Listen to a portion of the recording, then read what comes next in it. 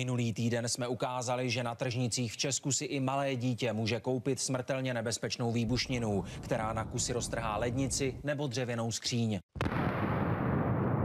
Úřady vyrazily na kontroly, jenže tím se naplno ukázalo, že trhovcům jsou jen pro smích. Dnešní obrázek z tržnice na Hatích. Inspektoři musí otrocky sepsat všechno zboží. F2 a ty jsou další 4. Na druhé straně se jim skupinka prodejců vysmívá a sotva se inspektor otočí, zboží okamžitě mizí z pultu. Zakázaná pyrotechnika je během pár minut ukrytá v autech a prodejci se u toho ještě baví. Tato prodejna už opakovaně zákaz porušila a inspektoři proto na místě rozhodli o tom, že bude uzavřena. Máte zakázáno na 3 pracovní dny prodávat. Prostě provozovnu uzavřete. Sotva inspektoři odjeli, stánek se znovu otevřel. I ředitel inspekce přiznává, že jsou trhovcům pro smích. Pyrotechniku tady zakázali už před 4 dny. A hádejte, jaký byl výsledek. V žádném případě si z toho nic nedělají. Podle mých informací v tuto chvíli tam byl dvojnásobek toho zboží. Toto už nejsou petardy, ale skutečné výbušniny, které dokážou roztrhat člověka. Za nedovolené ozbrojování je v Česku 5leté vězení, ale nikdo z prodejců dodnes nebyl ani obviněn. Úřad, který má sílu výbušnin ověřit, vyrazil po naší reportáži také do akce.